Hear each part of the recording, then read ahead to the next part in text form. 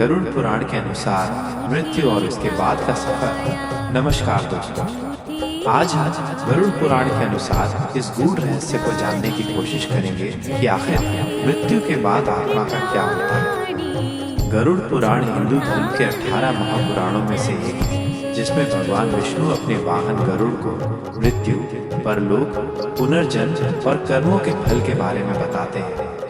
इसके अनुसार जब किसी व्यक्ति की मृत्यु होती है तो ये केवल शरीर का अंत होता है, आत्मा का नहीं। आत्मा एक नया शरीर धारण करने के लिए अपनी यात्रा शुरू करती है। मृत्यु के बाद आत्मा की यात्रा, यमलोक की यात्रा।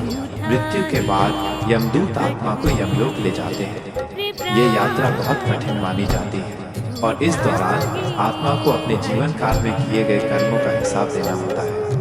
कर्मों का फल।